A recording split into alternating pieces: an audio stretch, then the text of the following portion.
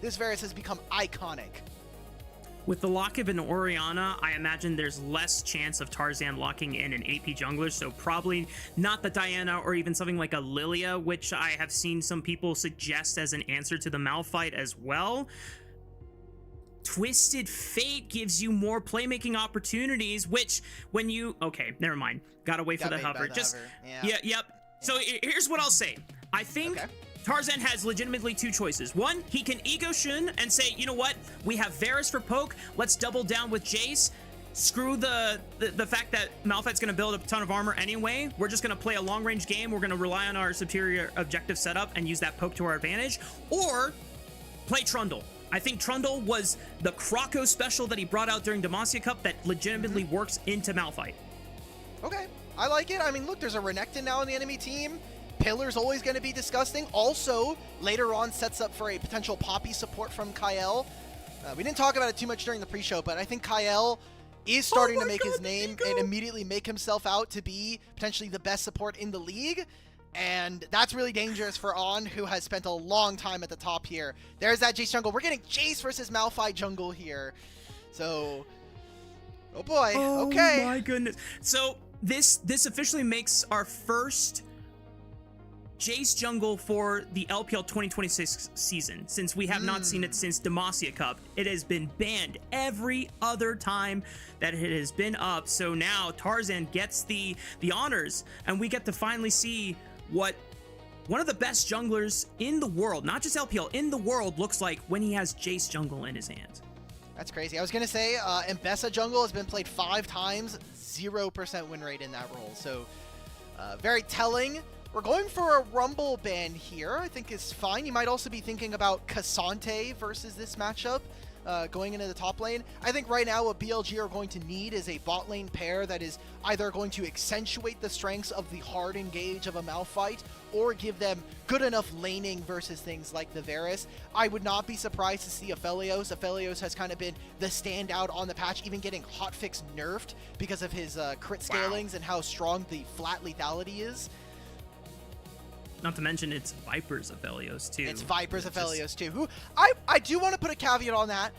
Viper has come in with a lot of praise immediately, and I don't think has necessarily lived up to the moniker that we know him to be. So I do want to make sure that we're keeping ourselves honest here. I want to see a little bit more from Viper before I'm ready to hop on the Glaze train. He has been getting spoon-fed a lot, but that has been BLG's most successful strategy as a result of the Weibo Gaming series. Now, I would love to see a Flandre Rek'Sai. I still think that this is probably one of the best, if not a top 3 Rek'Sai top laner. Oh yeah, he's for sure the best Rek'Sai in the league. Yeah. And not many top laners around the world know how to maximize the power of this champion. Some in this league, I really wish I'd never see them play again. A Jhin lock-in would be interesting, but considering how much poke and range anyone's legend have on their side, I could see it being a reason why that Viper wants to keep his distance and not get blasted by those stray skill shots. Just for me anyway, when I see this composition, and let's say we put ourselves in front of the computers here, how do AL operate from a minor to large goal deficit, right? Like, if this team is ahead, it is going to feel like hell walking into any objective as BLG. You're going to be down items, you're going to be low damage, but on the flip side, if nothing has happened in the early game here for BLG, you're going to have an Azir scaling into this game, you're going to have a Malphite and an Alistar to either start or end engagements from your enemy. AL are very, very squishy as a composition, and they don't have targeted crowd control. Bard is okay. I would prefer for a Nautilus here, just so you have that point-and-click ultimate, but you need something. There is no front line for this AL team. This is incredibly risky. Yeah, Rek'Sai is the closest thing you got, and she still builds Bruiser-like with Titanic Hydra and Shojin, so this is the thing that we were teeing up here, Alk, where when the Malphite and the Jace were starting to loom on potentially getting through the draft phase, and both teams said, yeah, we're going to do a face-off between the 2 most contested junglers on the patch. This is going to be a demonstration of whether anyone's legend can beat BLG in the early stages of the game and show that superior objective setup when they have a lead, or if BLG are just going to have better and more reliable engage tools and smurf on AL that way. So let's take a look. AL winning bottom lane matchup. You're going to have a decent mid lane matchup for the early game here on the favor of AL. I think we're talking about this early game so much. Obviously, the new season's also going to impact.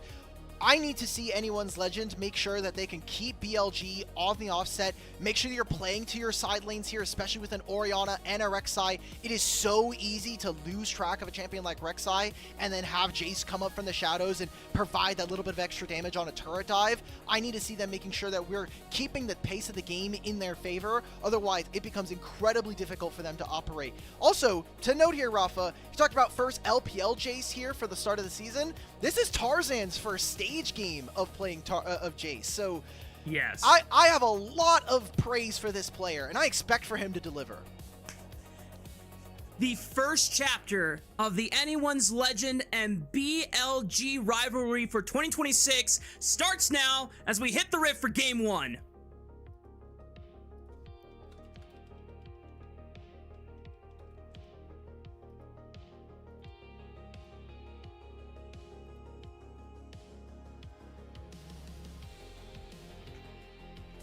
Okay, awesome. We got the Gyos. That was the most important part. Let's That's go. The thing I'm most excited about. We get some 2v2 already. Some summoners being procced as well just to maintain lane dominance. The fact that you have Bard means that you're going to have double pushing range set up here for Hope and Kael, trying to look and see if BLG will be denied some of that early advantages. But as you said before, Alk, once Shun hits level 6 on this Malphite, if the Weibo series was any indication for precedence, I imagine that first ultimate is coming straight towards bot lane. Now, this is a way for me to check if Quax is watching the show right now, because he had a discussion, I think it was either earlier today or on another show, about talking about that Malphite doesn't really have very many avenues to interact with enemy jungle, so you can kind of invade him. I know you and I are big on this champion is way too busted early for you to move him out of the jungle in a lot of instances. So this is basically for us to have a conversation cross broadcasts for some of our other jungle players. And I mean, look, junglers are heading to opposite sides of the map. I don't think Malphite's going to be diving any top waves anytime soon. For Jace, what I'm kind of looking for is whether or not we can see, if we can try to present some dives, right? Like, this Jace has so much extra range, just part of his kit. He's also opting for the first strike here.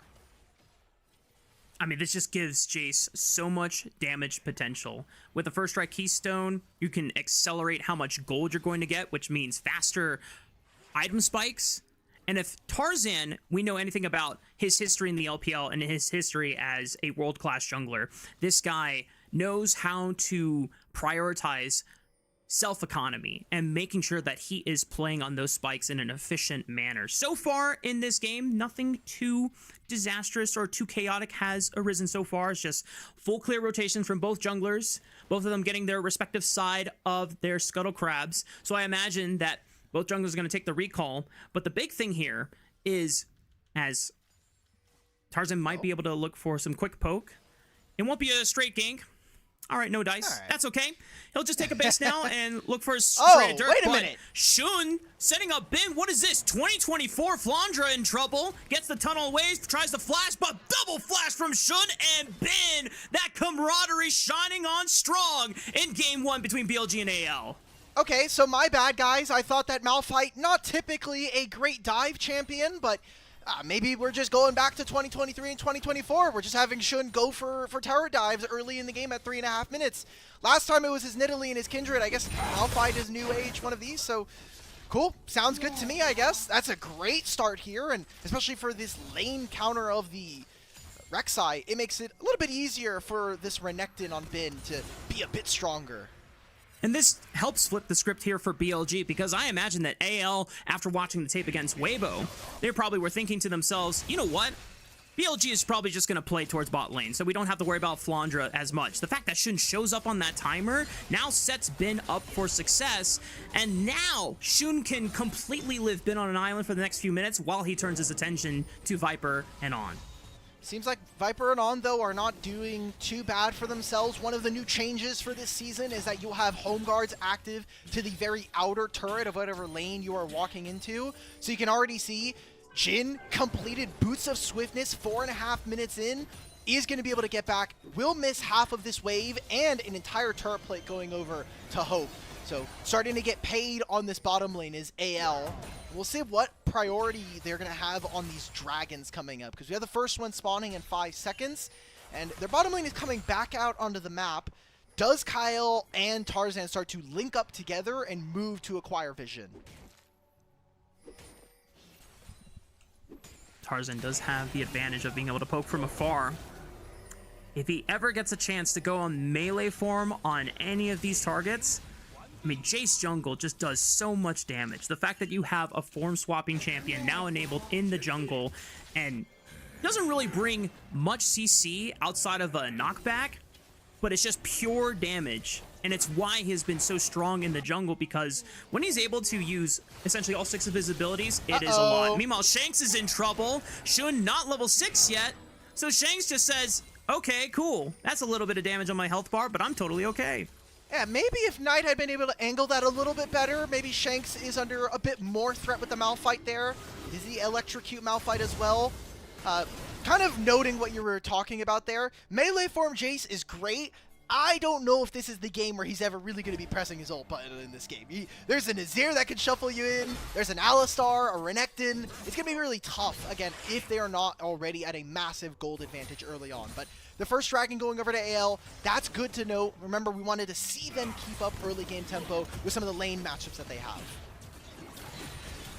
Decent trade and response from On. Hope might be in trouble. I think Hope is just giving up his life, knowing tries to flash away. I'm not sure what that was going to achieve. Now Viper says thank you for the kill and the flash as they continue the trade on to Kael. Deadly Flourish connects off the stun from On. The flash, the pulverize. Oh my god, it is 2024 all over again. Viper and On pick up the 2v2 all in, and even top lane Ben is killing Flandre. Same bot lane, different animal. I mean, like, we're getting a Viper for an Elk here, and they're winning out on the 2v2. We said how strong a Varus and a Bard can be, but they're losing out, and BLG are opening up with a 1,500 gold lead.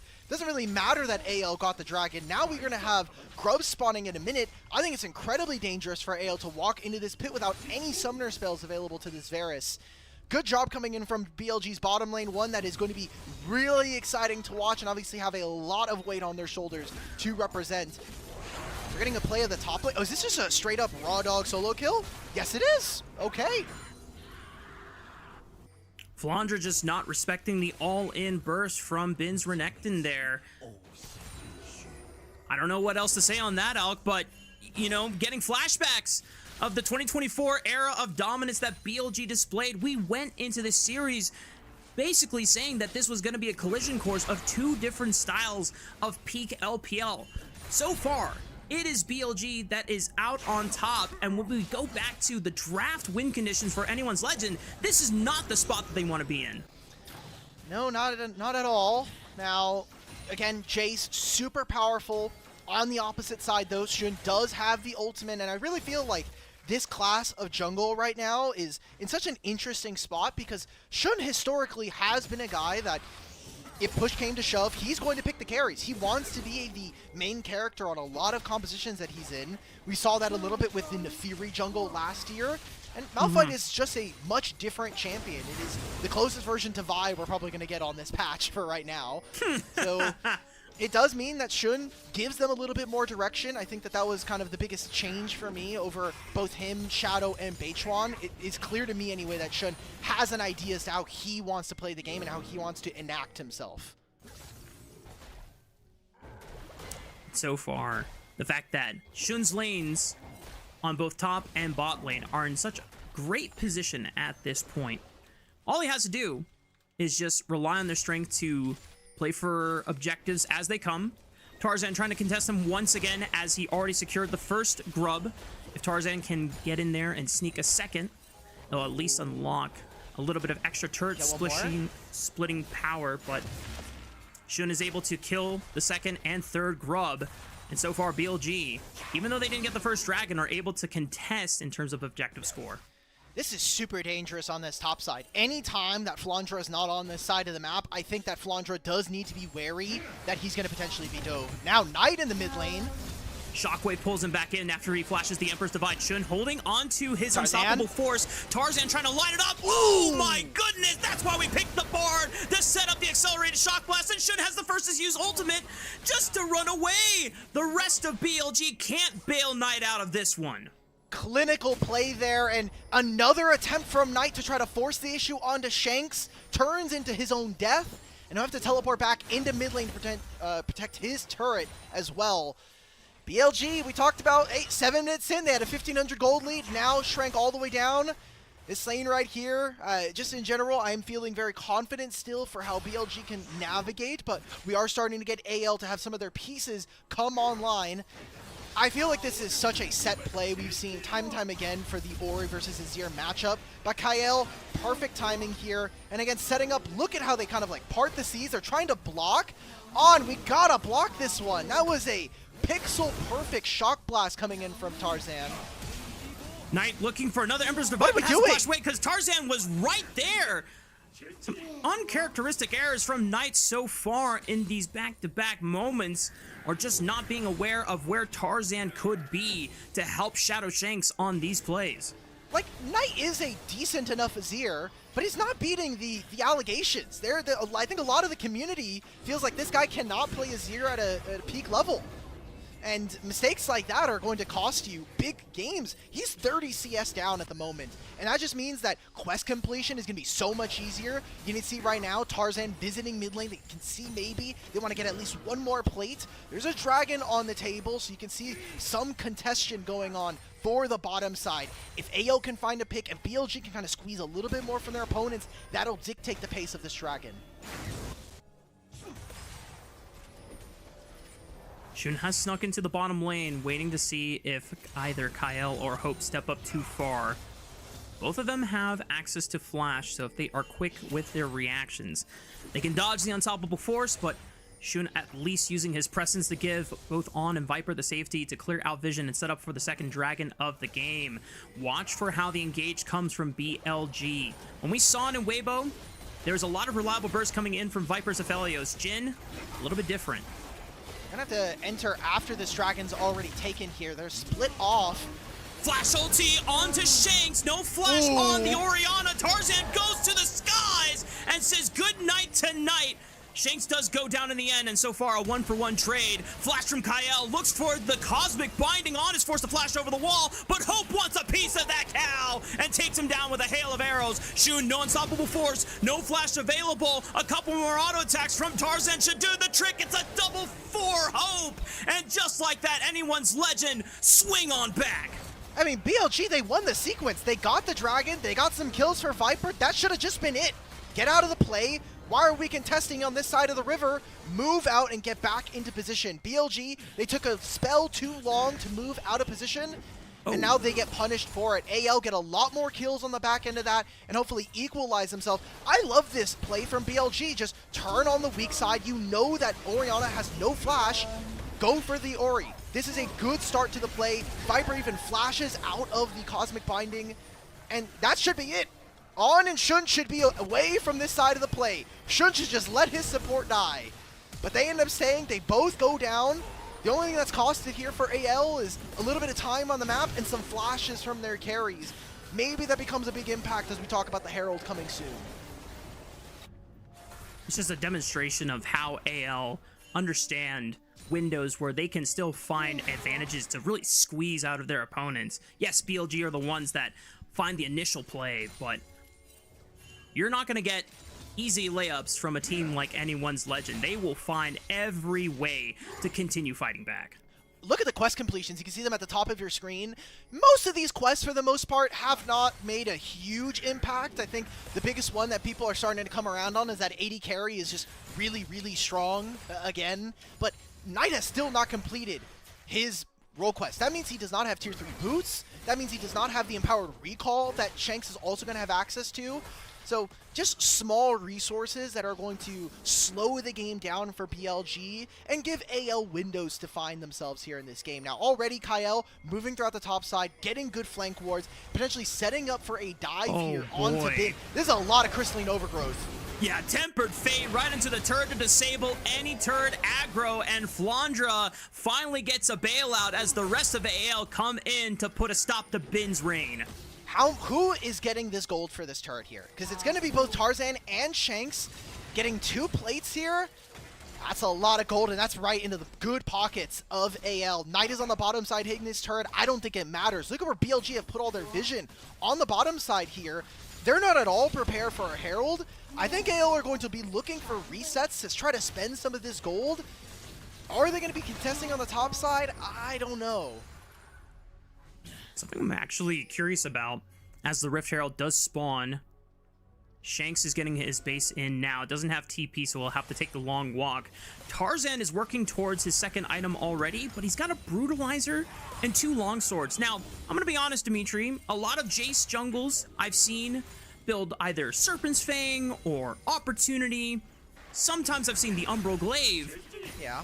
Neither of those items build out of Brutalizer. So we're getting something completely... Maybe. Oh my god, you're right. Maybe. It could be that. It could also technically be the start of a Profane Hydra. We'll have to see. Double Longsword can turn into Dirk or into Tiamat here. That would be interesting. Like, hell, Voltaic Sword would be kind of neat. It's very good. Well, we'll have to see, Raafaa. We'll make sure that we're staying on top of Tarzan's inventory here. Flandre's going to force at least a little bit more for this turret. It's not going to get in on this wave. Just barely. Damn, that is a really low turret here. It'll go down in the next few minutes, but for right now... Just touch it, bro. Like, that thing just needs to be knocked down by a breeze. Just, there like, you go. Poke it with a stick. Nice. Cool. So we got the turret. It is AL now have 2 turrets. Oh my god. All right, so this is a new item for everybody. The next instance of ability damage to a champion or an epic monster gives you a little bit more damage. It gives you bonus true damage based on your lethality.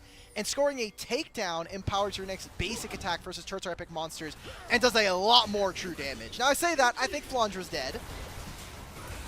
He's going to try to stall this one as long as possible. It does require 4 members of BLG to make the job done. What can anyone's legend do on the cross map? Shanks is already pushing on the top side.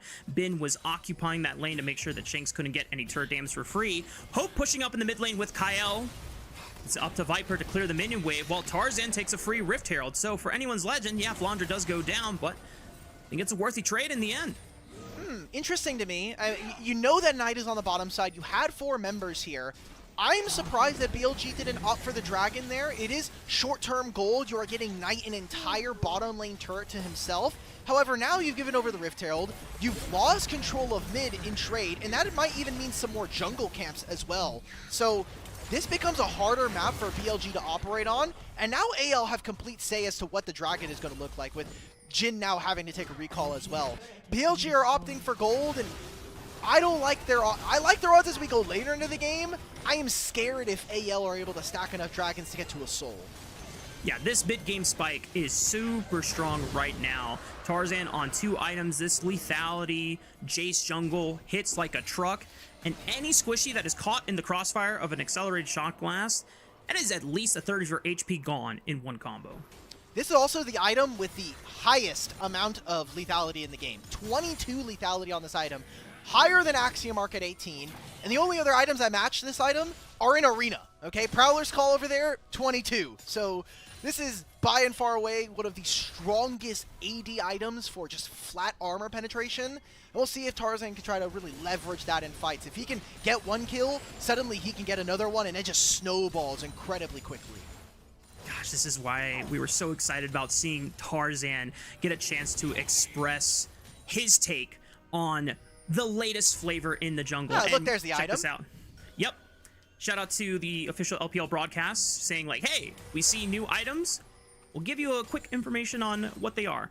Unfortunately, neither of us know how to read Chinese, so that's why I had to I think I got the 55 AD, the 15 ability haste. That one was fairly simple.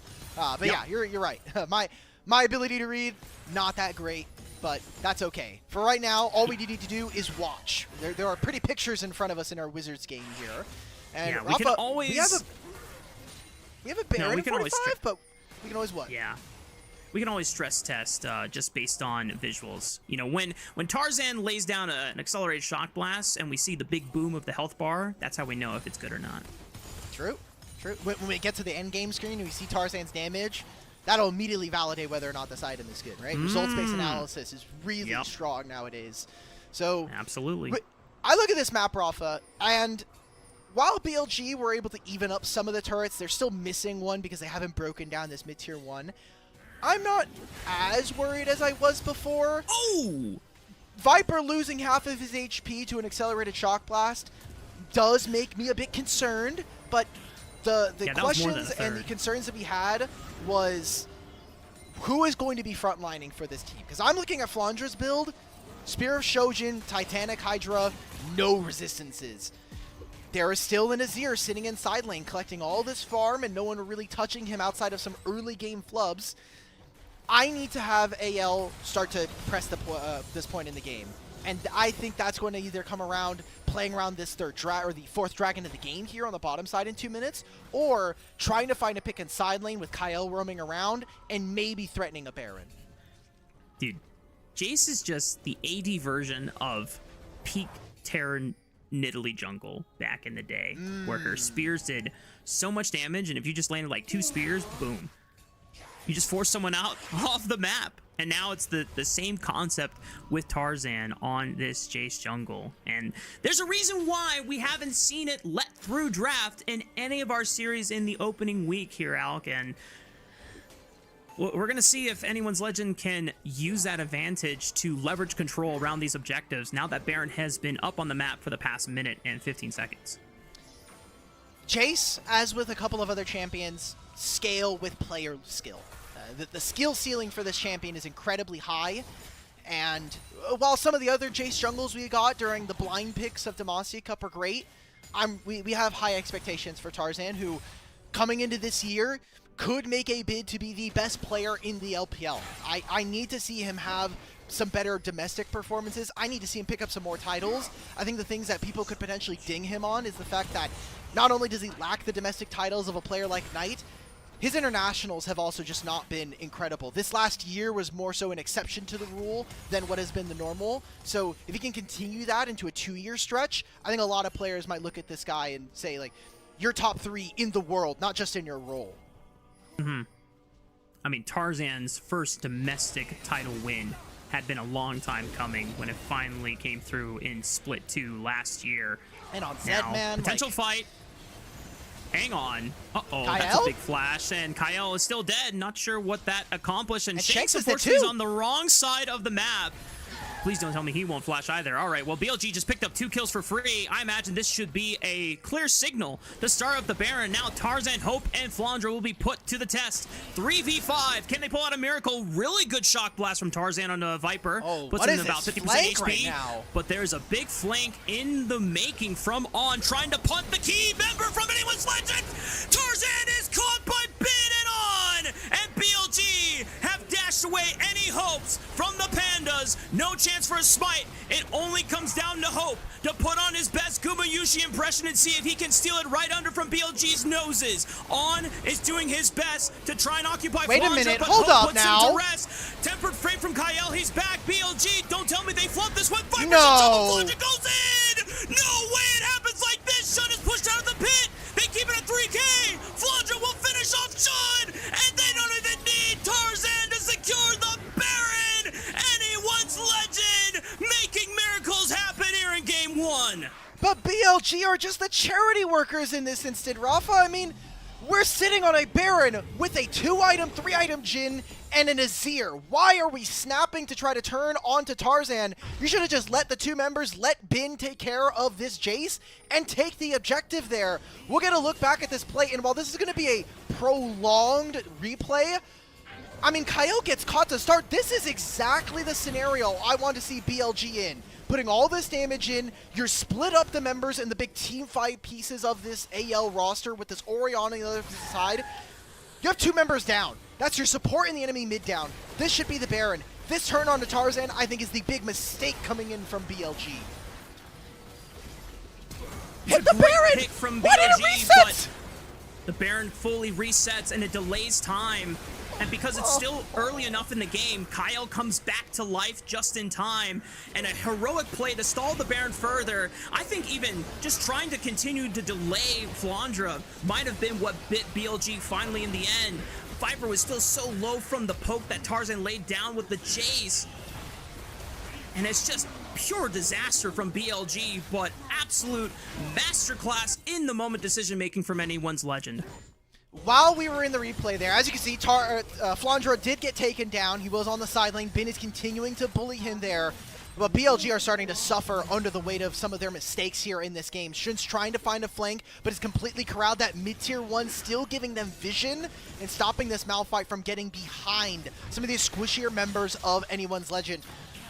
I gotta say, Raafaa, I came into this draft and I'm saying I don't like AL's composition. If they're behind, they're right now up 2,000 gold, and while the engagements for BLG have been a lot more sound, they are a lot crisper. If you don't play the team fights, if you don't play the kind of the decision-making around objectives, it doesn't really matter what AL are playing. You are never meant to win these games here. Why are we going into another replay? LPL, come on, brother. Something must have happened. Something must have happened. This was the solo kill I was talking about. He just got soloed. I don't need to see this. Get me back into live. Oh my God, Viper almost died there. Potential engaged look from Shun as Bin just pops his ultimate. All right. I didn't need a replay of that, Raafaa. I can't lie, brother. We did not need a replay of that. Well, fortunately, nothing really happened mid lane. There was a Dominus popped, and that's pretty much it. Flandre, though, trying to set up a pick onto Bin if Cosmic Binding connects from Kael. No dice here from the side of anyone's legend, but because the Baron buff is on their side, they're the ones on the front foot. They're the ones putting BLG in the pressure point. This tier 2 turret. Wow, Shockwave connects on the Shun. Is he forced to use the Unstoppable Force just to retreat again? Tempered Fate right on top of him. Do we have another accelerated Shock Blast? He goes in for the knockup. It only hits on the Kael, and he goes down swinging. Knight has teleported, looking for a flank, but he's one man against 5, and he needs to wait for the rest of BLG to follow up on the engage, and it's just too daunting of a task to make happen. Knight is forced to retreat, and that teleport just goes to waste. Uh-oh, Knight, you gotta stop moving. If you know that Rek'Sai's coming after you, you gotta get rid of that Tremor Sense. And while he's gone, AL are gonna raise more of these structures. They get the top lane tier 2. All of the outer turrets outside of BLG's base are now gone. And that turns into a 3,000 gold lead here for Tarzan. Look, as jungle Jace, you're going to farm incredibly quickly. You are going to be this champion that's a little bit more feast or famine, but if you get access to these items, you have an incredible amount of damage. He's been taking jungle camps. He's also been getting a little bit more gold.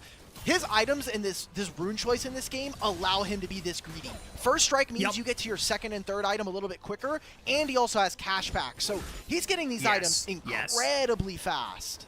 That has been the strat for not just Jace jungle, but some of the solo queue assassins that are running amok. It's all about the snowball effect. You get that first item, you're already that much closer to your second item. And with Jace, you have to be up on the tempo of the item curve in this game if you want to maximize your ability to impact this game looking for accelerated shock blast. Because like you said, if you're behind the curve or you're just even at item parity with your opponents, your shock blasts are not going to do that much. But the fact that he already has, he has 4 items. He's not bought tier 2 boots.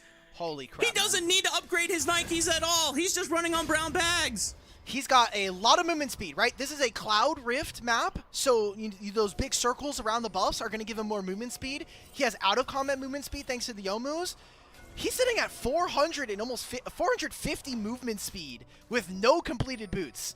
That is a insane amount of movement speed. And remember, Shock Blast is going to give you more. If he ever transforms while he's kind of moving in, that's more MS as well. So I know we're talking a lot about the micro of some of these things, but it's just so interesting with some of the new changes thanks to the season.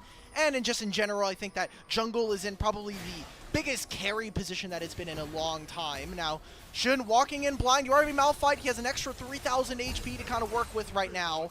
But it is all control around the bottom side of the map here for Anyone's Legend as they prepare for their soul. Are we going to try to rip a Baron? In the time that it takes to spawn, this objective's already gone. Yeah, BLG have forfeited Cloud Soul over to Anyone's Legend, trying to opt into making sure that their Baron setup is as advantageous as possible. Anyone's Legend have not gotten a chance to put any wards down.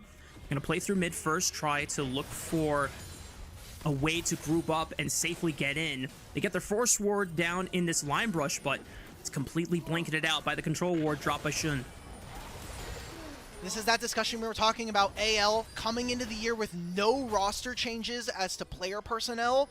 Should just be playing at a much higher level than BLG. Even with the skill level of some of these players on this team, you're having to work with some new pieces. They are trying to sneak a Baron right now. There's a Azir hitting this objective, and no one from AL except Kael with this ultimate now spotted out. And On trying to look for a flank, but this play is completely dematerialized in front of them. BLG have no threat onto this objective, and now AL get to push them out.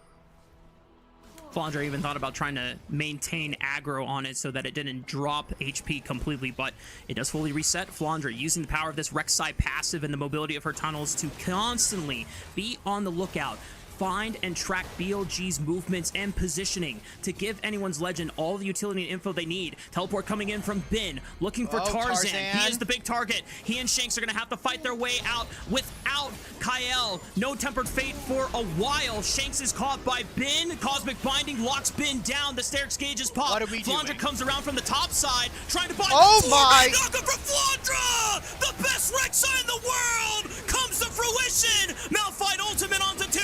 But there's no damage follow-up. Knight with his golden left hand goes down into the grave, and Anyone's Legend picks up a triple for Tarzan's Jace. Game 1 wrapped up in the books, and it's Anyone's Legend with the victory march.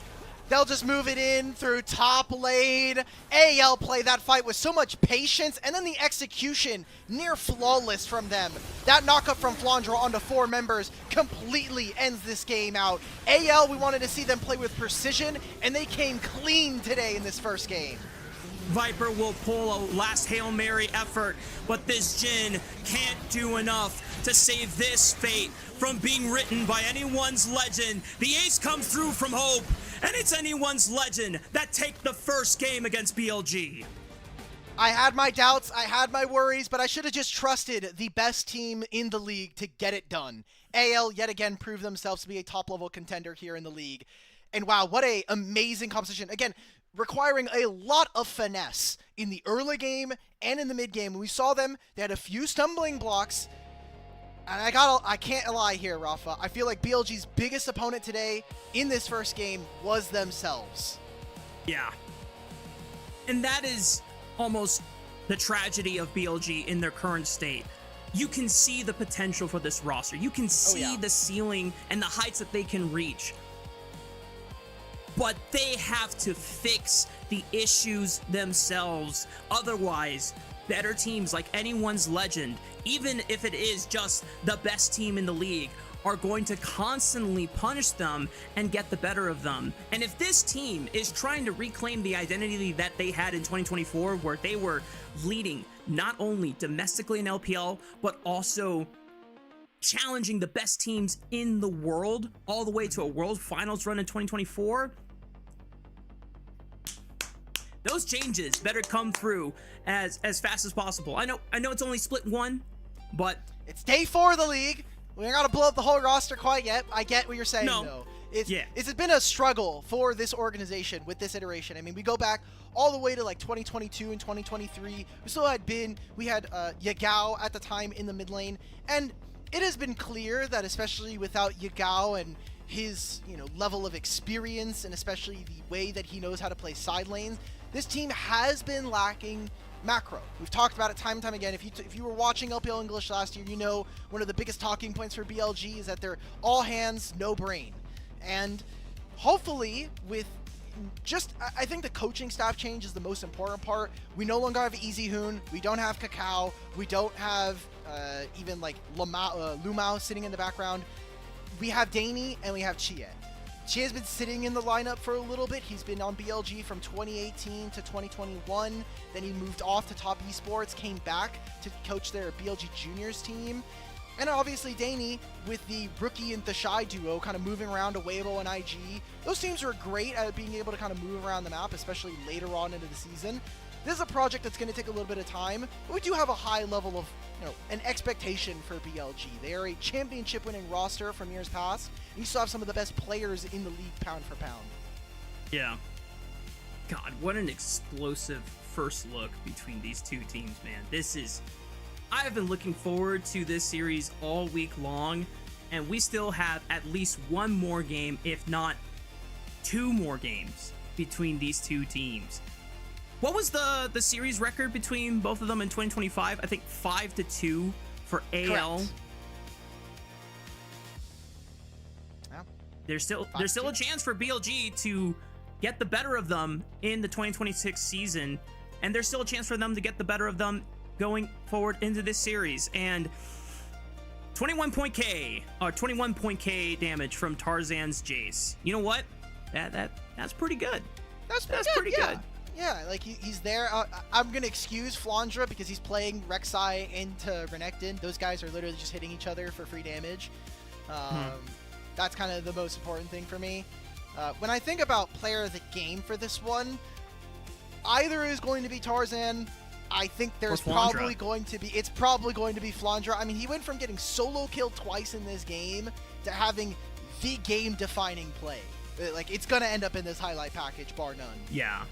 I mean, two of them, either the 4-man knockup that closes the game out or helping turn the Baron. Hell, I guess you could even look at Kael as a third honorable mention as well, since he stalls the Baron and helps multiple times, Kael. Right?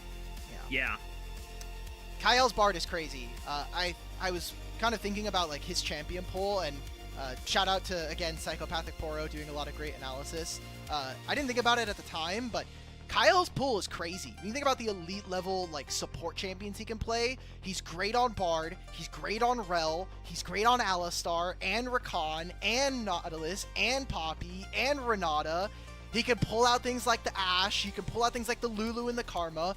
He is an incredibly well-rounded player, and there's a reason why, like, when we talk about best support in the league, Kael is a name that you always have to be thinking about in these last 2 years. He was apart from Tarzan, one of the big new additions to Anyone's Legend in 2025, or not 2025, before then. Because the core of Anyone's Legend before used to be Shanks, Hope, and... Correct, yeah. Yeah, Shanks, Hope, and Kael, but he's really risen to prominence in 2025, and now starting to contest some of the biggest names in the support role. And Kael can really go on a run in 2026 if he maintains this level of consistency. BLG, man. Again, my tagline still rings true. BLG are their own stumbling block. 4-man, jeez, like 5-man, I don't even know, man. Like, this just such a good angle there. Best Rek'Sai, you called it there, perfect. But like BLG, so many of the setups were so weird, right? Like, we let the Baron reset and then we're still hitting it. I even kind of cast my mind back very early on into the game here. We talk about the Dragon setup, right? Like, they won the fight, they won the Dragon, and then 2 of them died for free.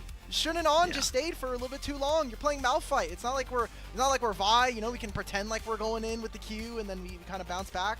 No. So, do you remember my earlier point about sometimes Malphite is harder than what people give credit for it to be? And it's because even players who play at the highest level will sometimes, if their like claim to fame comes from mechanical expressiveness, I think they overthink when to use the Malphite ultimate. Sometimes they're looking for angles of, we need to hit multiple people with this ultimate. Sometimes you just need to snap onto the first priority target, and if your team is in range to follow up on damage, you just send it. But there was a lot of indecisive moments here on whether to send it with the Malphite ultimate, not just in this game, but also in the Weibo series. At least in that case, they turned it around and Shun recognized, you know what, I actually don't need to always engage with Malphite Ultimate. I just need to wait for Aurora to try and flank, and then snap turn and give my team the opportunity to play out a 5v4. But I think this game was a lot harder when anyone's legend is boasting that much range and poke, and they were splitting up in such a coordinated fashion. I'm not sure if... Okay, there's we Tarzan. do get player of the game. Okay. Yep. All right, cool. Great job. I mean, we certainly we were talking about him a lot this game, and right, his very first, by the way, very first stage game of playing Jace, looked like a pro. He has definitely earned himself the Jace pass in my mind. Yep. Cool. Listen, this champion is very hard to pilot, and not just jungle exclusively. In any role you see Jace, it is a very hard champion to pilot, and correct. The fact that Tarzan gave us one of the best Zed performances in history just last year in what was the winning moment of Split 2 finals, and now he's doing it again on a new champion that has been brought to the jungle. I mean, that's just Tarzan for you. But that is game one wrapped up in the books. Before we talk